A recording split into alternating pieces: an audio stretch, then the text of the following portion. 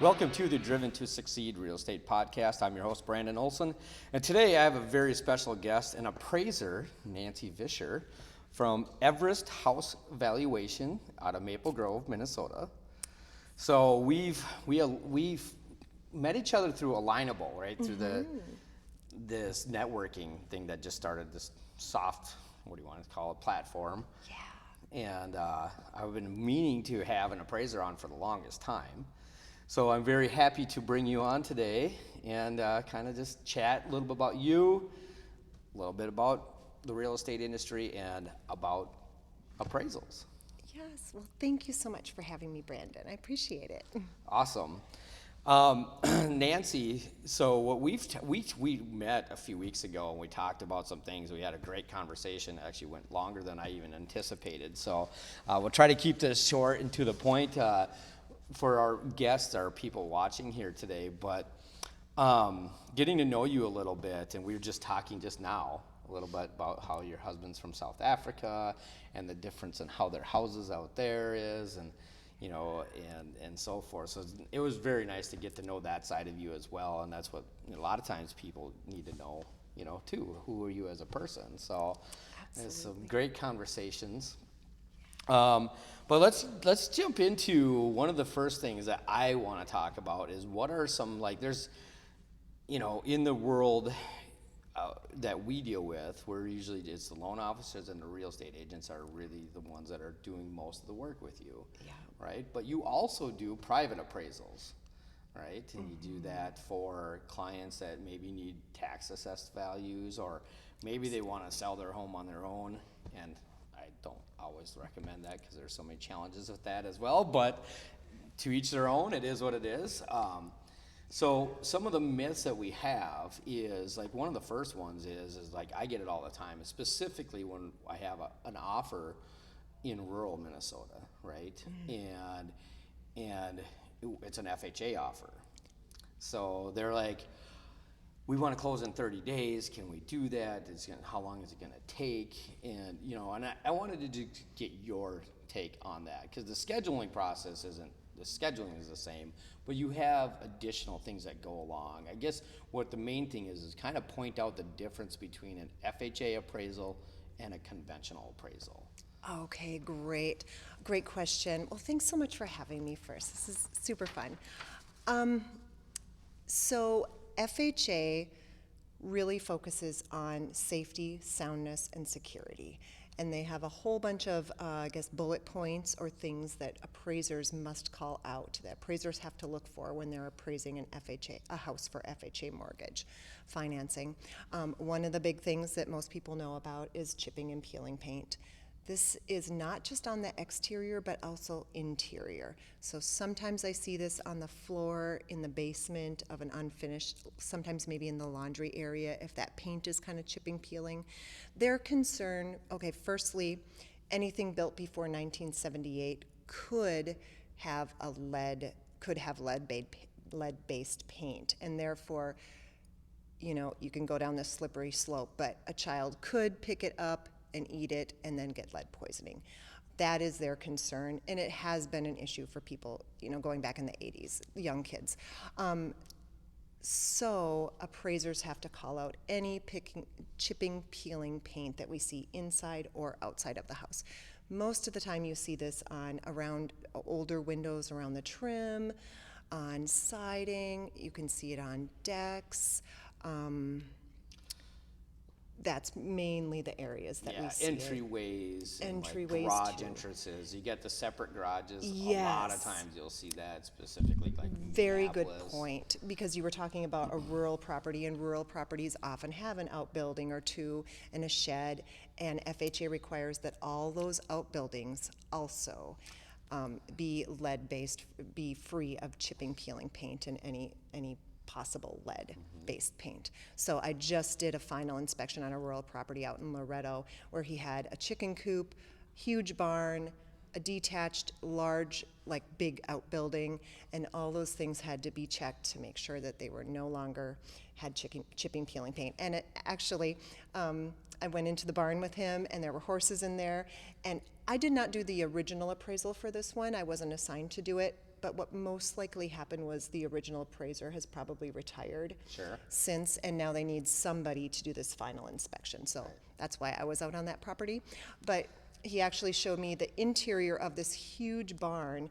He had to repaint that, and the ceiling too. Like it almost Oh my looked gosh. kind of like this. It was unfinished. The cost here on that must have been a big one. Yeah, and I actually felt bad for him. I was like, oh, you had to do all this. And the horses are in there just grazing, you know, in their right. stalls. And I was like, I was thinking about how he would have had to taken out all the horses, you know, That was a what would have process for had to that. go into to do that. But it was done, and so it finally did meet FHA guidelines.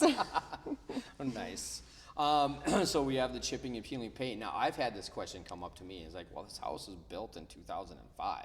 There's no way there was lead-based paint in 2005. Excellent question. So, you know, I've got that from listing Yes. agents and buyer's agents, and, you know, and I've never had a clear understanding from that either, but Yes. can you allude on? That is an issue too. I usually put that in my appraisal report, just a comment straight out of FHA's handbook. Because even after 1978, they do require any exposed wood, any wood that's exposed to the elements needs to be covered, because that's going to keep deteriorating. So houses built after. So that's where it's not the paint per se, it's just the deterioration of the possible deterioration of the wood. Yes, that would fall under their soundness. They have safety, security, and soundness. And a deck is not going to remain sound if the Paint's all gone. if the exposed wood is getting exposed to the elements all winter long. all Exactly summer, why I have winter. you on here today. Explain that. So many people don't know that. And then, you know, the other big one is the smoke alarms, and Absolutely. FHA goes by that. This is in their safety issue. There's soundness, safety, and security. So this is under their safety. They require that smoke detectors and CO detectors meet all the guidelines required by that jurisdiction. So in the state of Minnesota, CO detectors are required to be within 10 feet of all bedrooms, but outside the bedroom door. So not in the bedroom, outside the bedroom door, but within 10 feet. And smoke detectors must be inside the bedroom. And they really should be just above the door, just above the bedroom door. Once in a while, I see people put them at the far end of the room, and I just think, you know, when the smoke comes in under the bed, starts to rise up, passes your bed, and then finally gets to the smoke detector. right, it could be. It's going to be too late. It could be too late because specifically, and fires can grow really Yeah. fast. And Absolutely. So yeah, smoke and CO detectors are a big thing that FHA picks on, or that I should say I have to pick on to meet FHA requirements. Right. A couple other things are all appliances have to be fully functional. So appraisers must go in and just test them. Now, I don't bake a cake or anything like that in there and make sure it bakes to perfection, but I do just turn on the oven and make sure it starts to heat up, turn on a stove. I just open the fridge and make sure it's cold. And then if the microwave is permanently attached, that also needs to be functional, as well as the disposal, because the disposal is permanently attached, and the dishwasher. So any permanently attached appliances must be functional. so, in with that, so FHA, USDA rules are about the same, right? Yes, They're almost USDA identical, right? And VA, follows FHA. they're government Yes. owned, so they're all kind of that same handbook guidelines. Yes, I Health, would. safety, and soundness. Yes, I would agree with that. I'm not a VA appraiser, but I believe VA follows those same guidelines as well. I haven't seen any differences in those either. Now, going back to the appliances on conventional loans. Yes. Let's say the previous homeowner took the refrigerator. Is that an issue? No. Okay. Permanently attached appliances, the dishwasher, the disposal, sometimes the range if it's built into the countertop, those are permanently attached, and those really should be functional. But if it's a conventional mortgage, I don't test for that. I don't call that out. And if there's a missing refrigerator, a missing stove, that's fine too. That's considered personal property. It doesn't go with the house. And appraisers value the house and everything that's permanently attached. So we don't. And now in FHA, you could get away without having a refrigerator, right? Too, or no? Yes. Yeah. So FHA's requirements is if the appliances are in the property, they have to be working. So that would be, I guess, sort of a workaround. If I called out a fridge for FHA inspection that doesn't work, I suppose one could remove it and say there is no fridge and it was considered personal property. That would be fine, I think. Yeah, it either needs to be removed or fixed. Awesome. See, this is straight from an appraiser. It's not from the loan officer trying to skirt it, but no, I love that information because we run into it so much on the lending side, and we're trying to answer all the questions, and we're not supposed to have all this contact with the appraisers for obvious reasons, but there, as long as we're not talking about hey, we need evaluation, right? But we're talking about how to solve some of these problems, maybe even cost of cures and things of that nature. That's a different story, right? Like, absolutely, yeah. Yeah, we can't discuss value or like what adjustments we came in at on a specific appraisal with a lender or realtors or anybody but our client, right. Which is directly the lender, not a mortgagee not the mortgage lender. We can't discuss value that way. Right. But we can discuss, okay, how am I going to fix this appliance? Can I just remove this? What needs to happen? We can discuss that. Sure. That's awesome. So speaking of which, so you bring up a point. So I wanted to make this point too. So with appraisers, after the 08, a lot of scrutiny came in on how to even become an appraiser, right? Yeah. 4-year degree. Mm-hmm. Is it 2,000 hours or 1,000 hours as an apprentice? To be honest, I don't remember those. I don't have those numbers, and they may have changed, but it has gone up. It is more difficult to become an appraiser now. Right. However, right now they're talking about kind of loosening those guidelines a little bit again. Maybe not. They're probably talking about the college requirement, and there is something called PUREA. I believe that's what it's called, and it's a program that helps trainee appraisers become appraisers without having a supervisor, which I could be a supervisor to an appraiser right now. I could train somebody right now. Sure. But like most appraisers, it takes a lot of time and energy and effort to train an appraiser. Somebody. And appraisers are held fully liable for that trainee until they're on their own. So it's it's very hard to get into it. And so I know some of these houses that I've done in northern Minnesota or even central Minnesota, specifically the last couple of years. Now this year's a little different. The timelines are not as many homes being sold, so the timelines are less. But when it was the heart of getting things done, I mean, it was like 6 weeks to schedule an appraisal in central Minnesota because they were so busy. And then I talked to an appraiser, and of course they were really short with me. But they're like, number one, they're like, well, we don't. It's what our benefit. What you're talking about, they're liable if they're training something in, something goes wrong, they're liable for it. On top of it, they're like, well, I want to keep all this business myself. So there was that. There was reason for them not to want to go down that road. Yeah, that is, and it's appraisers don't get any more money per appraisal while they're training people, so they have to give a portion of that to the trainee. So it was kind of a tough situation. I've often thought about taking on a trainee, and I may still one day. Yeah. But this I think it's called PUREA, is a program that the GSEs and I believe Appraisal Foundation have set up. It's a program that helps trainees go through the process and learn how to appraise properties without just one supervisor, right, with like a few people kind of managing them that are in. And that should help a lot because I mean, it's just going forward. It's just in the real estate side, they have 90 hours in testing to do. Yes. On the mortgage side, we're 20 hours in testing to do, and we can I can lend millions of dollars. Yeah. Right? So it's the scrutiny.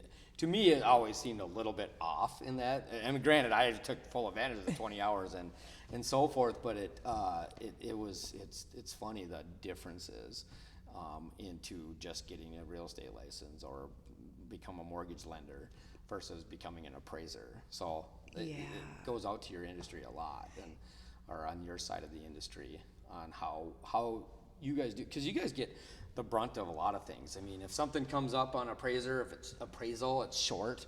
Yes. We want a new appraiser. We like, hey, you got to get a different one. Well, we have guidelines. We can't just willy-nilly say, hey, we need a new appraiser. We have to have justification that, like, the reason why we need a new appraiser is they're not taking into certain accounts. So that goes into one of our next topics that I want to talk about is like AVMs, automated valuation models, and so forth. And we were talking about it a little bit earlier, even when you were refinancing your house, and like how, an automated valuation model, that's a system, a computer saying what your value of your house is based solely on the information that they have, right? Yeah. And that's coming from like the appraisals that get uploaded to Fannie Mae, Freddie Mac, and because then they're showing the square footage, right? I'm assuming that's where a lot of that information is coming from, right? It would be, yes. Yes. That's where they would get But what they don't know, what you talked about, let's say you had 15 cats, and they've been running around, and knowing cats, they have they can ruin houses. Oh, absolutely, yeah. An AVM does not take into consideration the condition of the home, how people are living in the home. Are they riding it really hard and not really cleaning up, and there's getting, discoloration in the bathrooms, possible mold in the bathrooms. Are they updating things at a regular basis, or are things just getting really run down? And then do you have cats peeing all over, or some other issue that's going on that's really affecting the condition of the property? And AVM also doesn't take into consideration any possible updates or remodels. When I go into people's homes and they are refinancing their house, they are so proud of the remodel that they have done on the kitchen or the bathrooms, and they show me everything that they have done. And an AVM does not take that into consideration at all. Has no idea that you have a beautiful barn house style sink in your kitchen and granite countertops and everything. It doesn't take that in a new center island. It doesn't take that into consideration. So it definitely can affect the value either way. And that's why just a full appraisal by a certified appraiser is really just the best way to get an accurate value as of the effective date of appraisal on that property. Great. So now going back to that, let's just say I have an appraisal comes in and we went way over list, but it's $40,000 light, right? And that's where like, oh, well, it's 40,000. Like we knew it was going to be light, like 10, 15. That's a lot of times that's what I hear, right? But so then we have to have the justifications. We start looking at comps, and our first thing as a lender, what we typically will say is like, okay, as the agents, pull together the comparables that you have that are not on this appraisal, right? And show us those appraisals, and maybe we can challenge that and say, hey, why didn't you look at this one? Or what things can we do to justify this, right? And sometimes there's just purely homes that are on the market that just haven't closed yet to show that cost analysis or the market value, sales analysis, right? So a lot of times what I've seen too, and this is not always, but a lot of times I see is what they'll come back with completely homes that don't qualify. Like, we have a 2000 built home, it's 2-story, and we get like a 1990, or vice versa, right? We have a 1990 split level, and a 2-story comes in built 2000, right? Yeah. So that's not a comparable, right? Because it's not the same style home, right? And they're different years and so forth. Now, it might be a challenge because some areas that just might not have, like specifically rural Minnesota, it might have to go further distances out to get a similar home. Yes. And can you speak a little bit to that, like making sure that, when comparing homes, we got adjustments we can make, right? For square footage, maybe rooms, et cetera. So when appraisers are, I think this is maybe what you're getting at, when appraisers are pulling comps, we're looking at the subject. Let's say the subject is a 1970 Rambler, in Ramsey on 3 acres maybe. That's probably a typical property. And it's maybe 1,300 square feet with 1 bedroom up, 1 bath up, and 1 bath in the basement, 3 bedrooms above grade. So let's say it's on 2 acres. So appraisers are going to go out about 2 to 3 miles radius, and we're going to look for other similar properties within 10.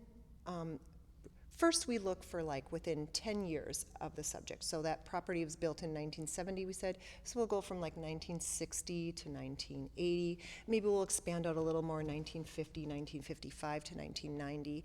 And then we'll see how many comps we get. And we're trying to bracket everything: square footage of the property, above grade square footage of the property, below grade finish, bath count, the site size. This one's on 2 acres. We've got to bracket that. Age of the home. We're trying to bracket all those things. And so we just keep expanding our search criteria and going back in time as far as we feel it's relevant to do.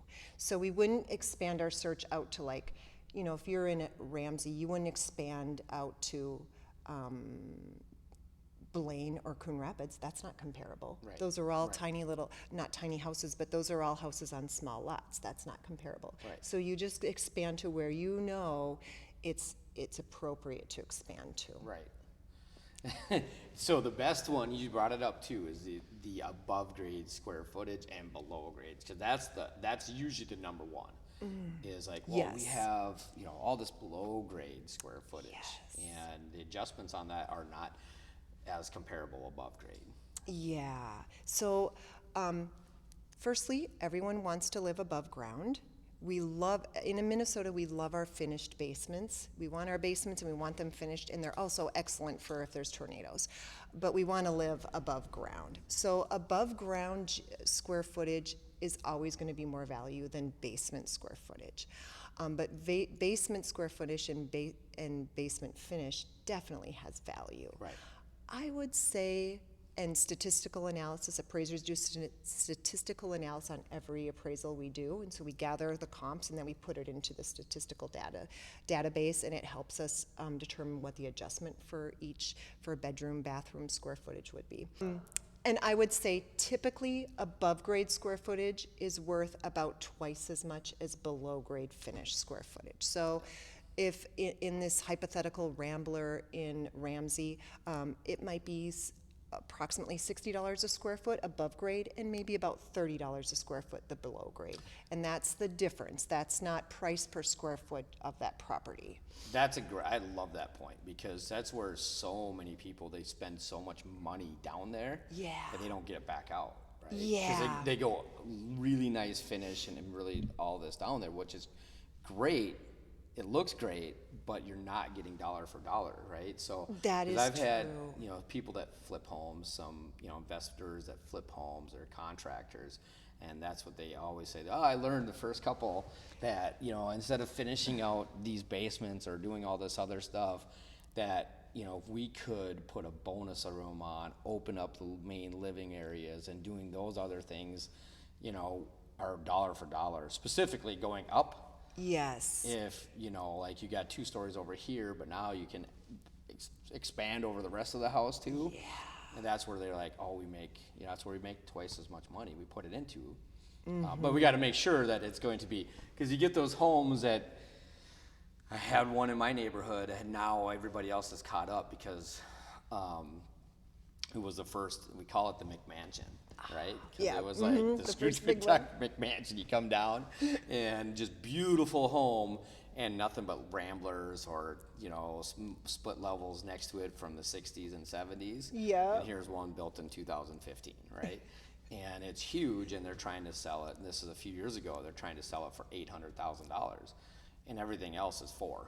Yeah. Right? So it doesn't equate. And they end up keeping the home. They still live in it today. They never did sell it, but now, I've remodeled.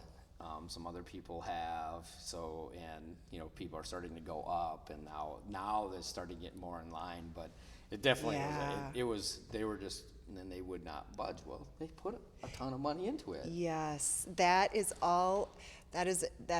property right there, what you're describing is called an over improvement for the neighborhood. So if you took that house and put it in, a different neighborhood, it would conform perfectly. Put that on Medicine Lake, it's done. It's an easy sell. Yeah. You put it on Twin Lake, it's not. So we got to catch up. They're the first ones, the trend centers. The rest of us have to catch up. But so that's but it's good information because again, we end up fighting a lot of times, and it's most of the times, and not to pick on real estate agents, a lot of times they're trying to just do what their seller wants and wishes, and of course, if the seller all of a sudden thinks that, hey, we got 20,000 light, and the buyer's like, well, I ain't paying the $20,000, it isn't worth that, right? They didn't have any appraisal gap language in there, and so forth. It's a big issue, right? And then deals fall apart, and then that agent starts looking at us as a lender, and that's when they're like, find somebody else, right? Yeah. And I've done it one time. I had a challenge, and it was in the twin homes. I think we discussed this last time. Twin homes specifically have a hard time because there's like Maple Grove. They're just kind of sprinkled around the area, and they don't sell that often. So you're really stuck with those valuations. Twin homes are tricky. I actually own a twin home that we rent out in Maple Grove. And twin homes are tricky because, there's just a few of them. They're just kind of sprinkled out throughout the greater Twin Cities area, really. They're sprinkled through Maple Grove, Brooklyn Park, Brooklyn Center. I mean, I see them all over. But just little pockets here and there. And they're tricky because they're not like townhouses. Townhouses have homeowners associations. And they're not like single-family detached, houses. So they're just different and unique and tricky to appraise. Yeah, because a townhome, the HOA is going to take care of maybe your yard, snow plowing. Twin home, that's still yours, but you share a wall. Absolutely, right? yeah. So we've owned this twin home that we have that we rent out now. We've owned it since 2000, and we had to, when we wanted the windows redone, we talked to our next door neighbors that were attached to us, and they decided to have theirs done at the same time. Same with the window, the siding and the roof. We just worked with our neighbors so we could get it done at the same time. Yeah, because it's a benefit for both of you. If it otherwise the other person, and you're like, well, I'm going to do all this, and then I'm going to have a tough time selling it. Yep, and I've seen a lot of twin homes, like in Coon Rapids, where one side is resided and the other side is still owned. It's just right. So it does happen. It's out there. We're coming up on 30 minutes now, but one of the things I wanted to talk about, this is for your business specifically. So property tax valuations, and like you help people challenge them if the city or county comes in and says, hey, your value is this, and you're like, really, is it? Yeah, right. Yeah, so I'm happy to do that if anybody has any, if anybody feels their tax assessment is really outrageous, is just too high.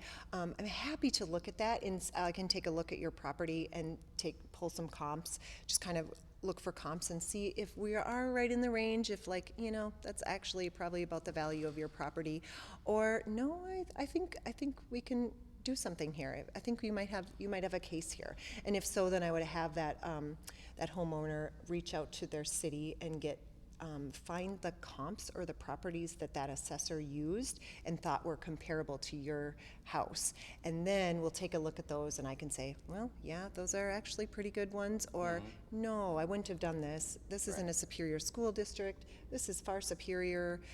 Whatever, we can take a look and dig in and see if there's a case for that. But I'm happy to help anyone appeal their taxes. Do you see, and maybe this is a question you can't answer, but do you see there's like a common thing, you just alluded to school districts, right? But is there anything else, like is there, like just say a bunch of homes did, like in my neighborhood also, a bunch of homes just like remodeled and did a bunch of things, but I didn't. Ooh. And my values have gone up. Is that maybe a possible? Absolutely, because if I'm going to look into tax appeal on your property, I'm going to do a full appraisal on it, and that will take into consideration what condition it's in, what's been updated, what's been remodeled, what hasn't. Roofs, siding, kitchen, bathrooms, those are all really important big ticket items that cost a lot to improve your home and add value to your home. So if some of those things have not been done while all your neighbors have been doing them, an appraisal will reflect that. Yeah, so that, I mean, that just makes me think about like so I live on Twin Lake in Robbinsdale and Crystal, right? I live on the Crystal side, 2 houses in on Crystal, so our tax is lower than Robbinsdale because they just put in a new waterworks and new tower.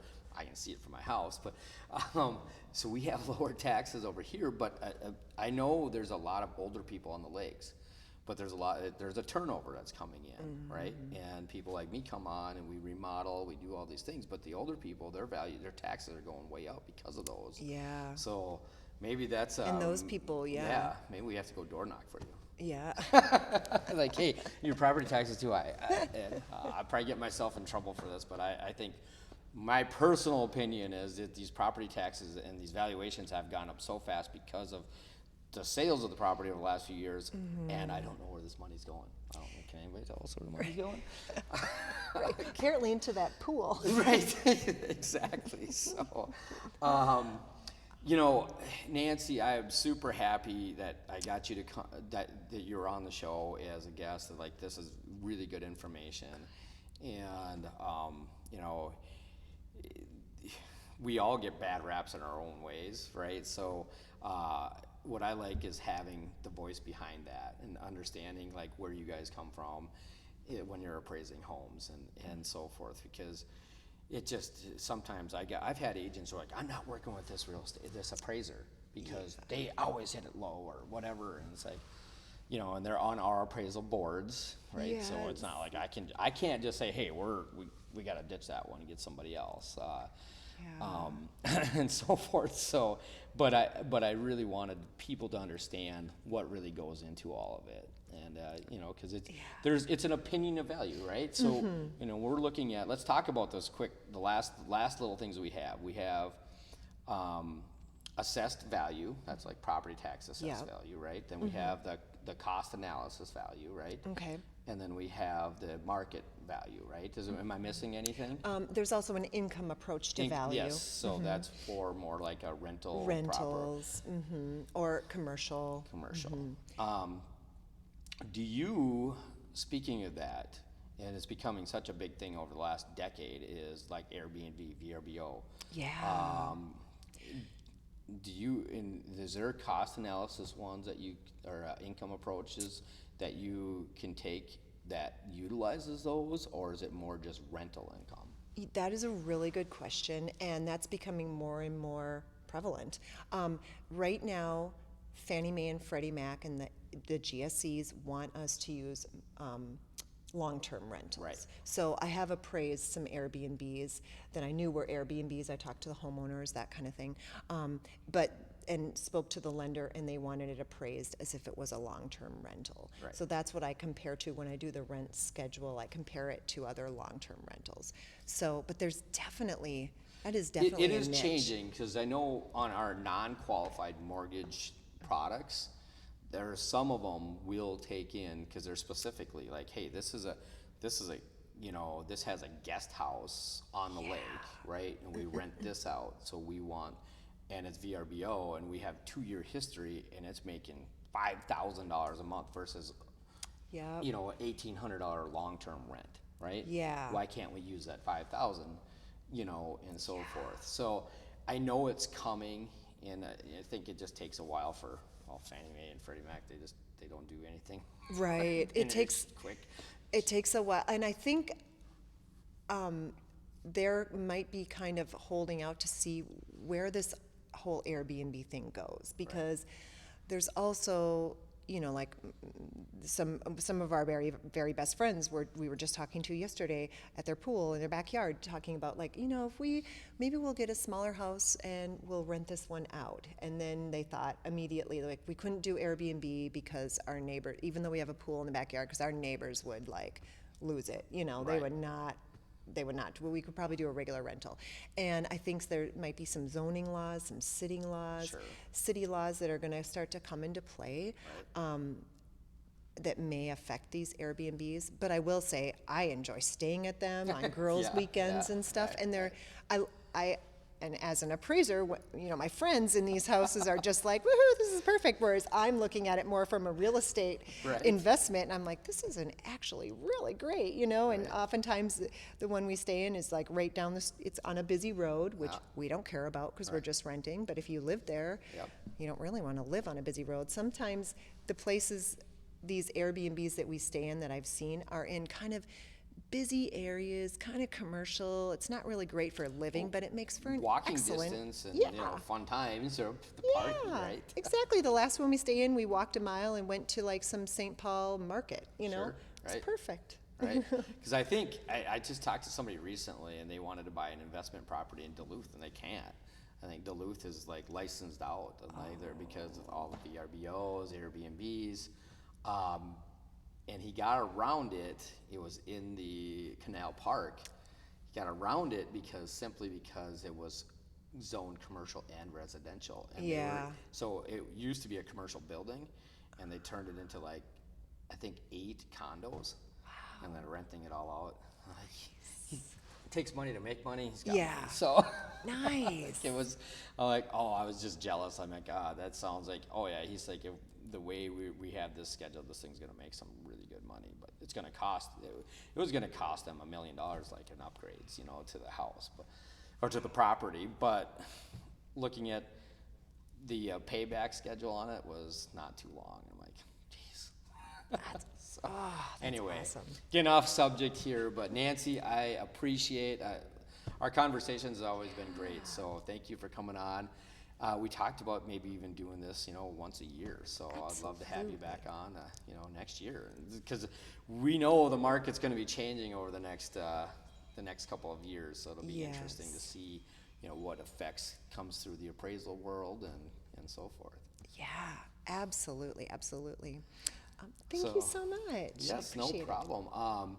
So everybody out there, if you're in those situations where you think your property taxes can be looked at, let's contact Nancy. I'll have all your contact information on our YouTube channels and so forth. But I really want to thank you again for coming on. Yeah, thank you so much. I appreciate it. And I just wanted to say one thing. Just about appraisers. Appraisers are held to a really high standard. We have to have a lot of education. We go through a lot of training to become an appraiser, and we work with a supervisor usually for about 3 years, learning things like everything from like, what's the value of a bathroom in a modest house in Coon Rapids? What's the value of a bathroom in a really high-end house in Coon Rapids? What's the value of a bathroom on Lake Minnetonka on a 200 or 20,000 square foot property? Right, right. All these, and that's just bathrooms. That doesn't take into consideration any of the other things we look at in appraisals. So appraisers are held to a really high standard. We are the only unbiased person in the mortgage transaction between Right. a buyer and a seller, purchasing and selling of a house. So we there's a lot of pressure, but Well, so let me ask you this. So this is why our conversation is so good, because we can keep going. So do you ever get these $20 million homes that you have to do evaluations on? I do. Sometimes I've done a couple on Lake Minnetonka. I Yeah. don't do a lot. I more focus on western suburbs and northern suburbs and kind of more acreage property. Sure. But appraisers definitely do get in a niche. Like Right. I know of certain appraisers who are really good at Lake Minnetonka, really high-end properties. Which is You good. know, Again, that's their niche. yeah. That's what they're, because I would feel like that's got to be a lot of pressure, Yeah. because you could be off, 5% on 20 million or 5% on 200,000 is quite a bit difference. Exactly. And when you're talking about those kind of properties, you're talking about, tennis courts and huge theater rooms and, Just unique stuff. interior garages with 3 levels and, Saltwater. elevators to move their cars and stuff like that, Saltwater pools and Yes. fish tanks and Yes, all yes. the amenities, right? Yeah. So, awesome. So it gets really really big, Right. fast. Well, one of the best things though you get to do is you get to go into all these houses and check things out, right? So it's got to help you with love ideas it. on your stuff. Oh yeah, that is my favorite part. I love seeing how people update. I love seeing how people renovate their properties. I love seeing how people decorate their homes. I love seeing really old houses in Minneapolis or St. Paul that have, historic homes or really older homes that have been really nicely renovated but kept that the heritage or kept that style. So I love that. That's awesome. Yeah. Well, again, thank you for coming on, and if anybody has any questions for Nancy, we're going to be sending this marketing campaign out here for you and so forth. And if they want to contact for property assessments, or if you're for sale by homeowner, you got to talk to me because I'm going to help get any buyers that come through, get them approved. But also, if you have any questions for Nancy, specifically, and maybe this is another good plug for you too, is for sale by home buyers. A lot of times they are just kind of putting their number out that they think it's worth. And then, this is what I always say, is that you should have an agent, because that agent might know how to, number one, market it the right way and put the right price point on it. Specifically in this market, I've seen homes where they go too high in the wintertime. Yep. And then all of a sudden they're coming way sits. down, right? And it just sits. Well, the longer it sits, then people start, in this market, they're like, well, it's been sitting 30 days. Well, I'm going to offer $20,000 less, right? Yeah. And now if you have, a good agent that puts the right number on it, you could get 20 over list, because it's just simply how it's done. Absolutely. Maybe in this type of situation, if they truly want to be that for sale by owner, they would contact you to really put a good number on it. Yeah, absolutely. I'm happy. I can definitely do appraisals for we call it a pre-listing appraisal. And I'm happy to do those and just give you an accurate number of what you should list the property for. I can tell you, like, oftentimes when I do those, I'll, say I'm just picking out anything. Say I come in at 500,000, and I might say, I would suggest you probably, right now we're in spring, summer, I would suggest you maybe list this for 520, and you might get a little higher than 500, but that would be my suggestion.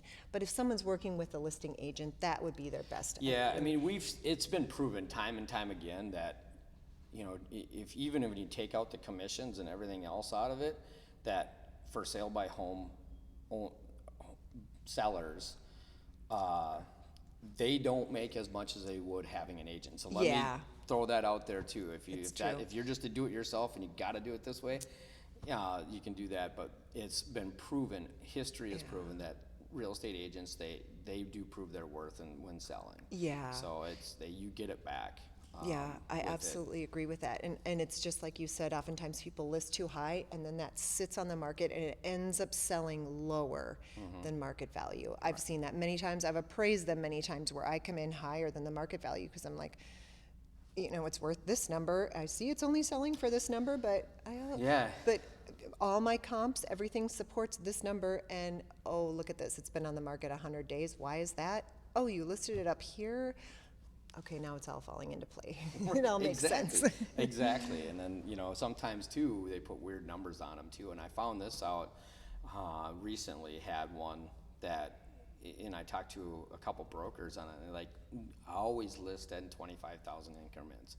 Don't do 519, don't do 539 or 544 or 555, because if somebody's approved at 550, they might not see the 555 house, right? So that's a good one to throw in there too. Absolutely, yeah, definitely. Awesome.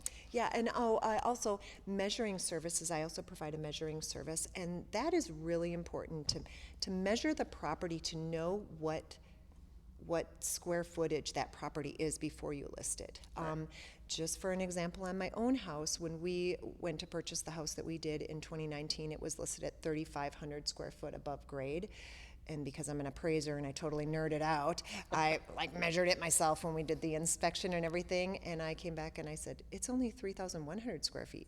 Right. There's 400 square feet missing. Right. And it ended up being a little bit of a hiccup in the purchasing. Sure. But they had the city assessor come out, and he agreed that it was only 3,100 square feet. And in the end, what happened was we reduced the purchase price by $10,000, so we got a little better of a deal. We still wanted the house, and the sellers got, the city agreed that they had been paying too much taxes on their property since they bought it in 2000, since it was new construction. So they got some money back from the county. So it probably didn't make up the whole 10,000, didn't, but they got some money back. So it was somewhat of a win-win situation in that scenario. And our property taxes were lowered now because our house is smaller than they thought it was. So that's always a great story. Yeah, it's really good to have a proper measurement to know. Right. And some houses have angles, funky 90-degree angles, and sometimes definitely unique angles. In those areas, it's really important to measure that correctly as well. Whenever I appraise a property that has unique angles, I use something called Cubicasa, which is an app, and I just scan the whole room with this app, and then it's a digital scan, and then that tells me exactly what the square footage is. Technology Which is today, excellent. that's awesome. Yeah, it makes your job a lot easier in that scenario, right? It does, and I have the tools to measure angles myself, but it's so much easier to just use the app. Sounds great. Well, awesome. This conversation has been wonderful. You've gotten great information for us, and I appreciate it. And we got Rocco back here, must be telling us this time. But thank you again, Nancy. Yes. So good Thank to see you so much, Brandon. And we'll do this again. Definitely. All right. Thank you, people.